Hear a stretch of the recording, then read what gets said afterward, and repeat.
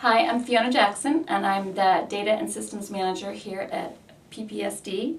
And when I think about EHR and all that it's going to mean to all of us, I think the richness and the quality of the data and how much it's going to improve both our reporting, our claims creation, so we can look at what services we provide, what tests we did, what were the results of those tests, and whether we did the follow-up we needed to do. And to be able to report on those to show the great service that we do, and then also look at areas where we can improve our service. So I think that sort of robustness and the quality of the data will really improve. My name is Jeff Novick. I'm the Senior Systems Administrator here at PPSD Diablo, and I'm really excited about this EHR project. I'm really excited about the improvements that we're going to be able to offer to our clients in the quality of the care that they receive, and I think that EHR is going to be a really powerful tool for us. I think with great power comes great responsibility. That technology has to be there, available. There has to be power, there has to be a network connection, and that's more critical now than ever as we're moving into this era of electronic medical records. One issue that my department always focuses on is the security of the information on our network. Once you start introducing electronic medical records, that security becomes even more important because all of our patients' data is in those electronic records, and we need to make sure that absolutely nobody that shouldn't be able to access those records is accessing those records. Hi, my name is Gene Boyette. I'm the IT Director at Planned Parenthood Shasta Diablo. I'd like to take a minute or two to share with you how some of the capital dollars, the money for hardware and software, are going to be spent for the EHR project. Right here we have a next-gen computer in an exam room that's mounted to the wall on an ergonomic arm.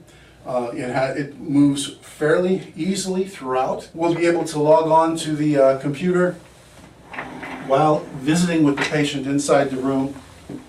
If they choose to do the discussion with the patient while sitting down, the ergonomic arm shifts very easily to the clinician's height. And another example of a type of wall mount where the space is not readily available, or such as a clinician's workstation or a lab or in the hallway. This is a flush mount device where the computer is more stationary, does not extend into the hallway, but the clinician can log in, get the information they're looking for before going into the exam room. Hi, I'm Martha Casnovas-Leal, and I'm the Tracy Health Center Manager here in Tracy. We've been live on EHR since March of this year, and we love it. We love that we are more efficient. We're able to see more patients in a timely manner, and our clinicians and staff love it. Hi, my name is Denise, and we're at the clinic site in Tracy, and we're actually electronical EMR. It's actually a much faster process for us to have instead of paper, because instead of pulling the patient's charts and everything, we can just automatically pull them from the computer.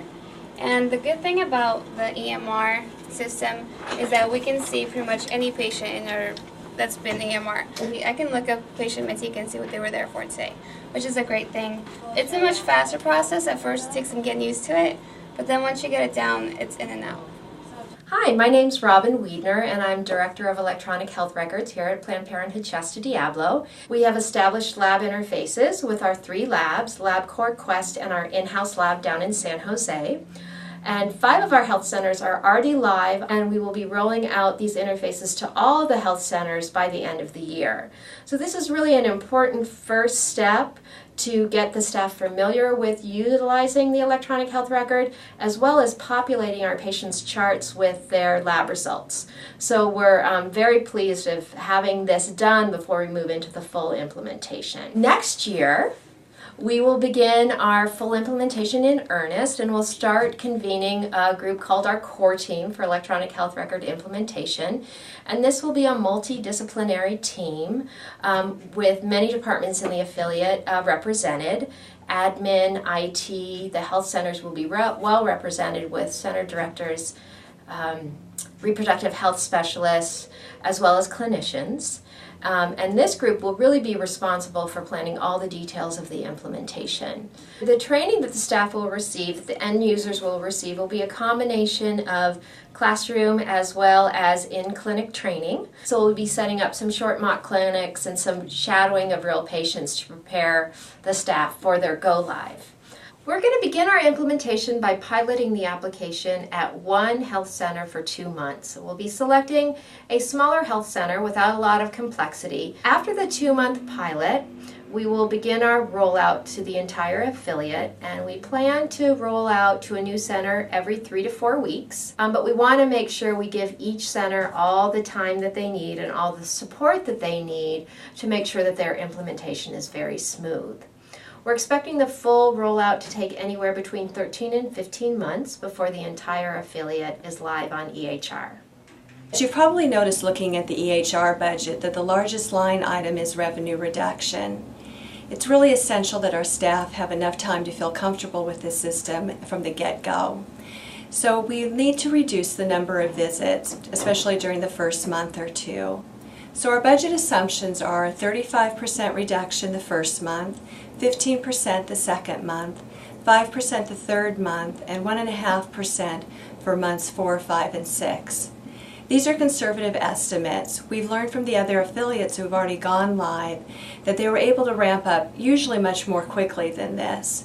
But there have been some health centers that have struggled, so we took all of that into account when we put our budget proposals together. So our plan is as we reduce number of visits for the center that's going live, the neighboring health centers will increase visits as much as possible to help offset this. We want to make sure that we're doing everything we can to make sure our clients' needs are met. Hi, I'm Tom Marks, the Chief Financial Officer for Planned Parenthood Shasta Diablo. And I'm very excited about our EHR project for our health centers. This will bring our health centers into a new era, which will allow them to function more efficiently and to provide better service for our clients. I believe that our team has provided a very comprehensive and conservative budget, allowing for all contingencies. Now, we do have the opportunity to recoup a sizable portion of our costs from the stimulus program. We'll know if we qualify for this by the first quarter of 2010. However, if we're not able to benefit from the stimulus package, my 5-year cash flow forecast shows that we can comfortably pay for this from our reserves. I trust that you will find that this is an important move for Planned Parenthood Shasta Diablo, and I look forward to your approval. Thank you.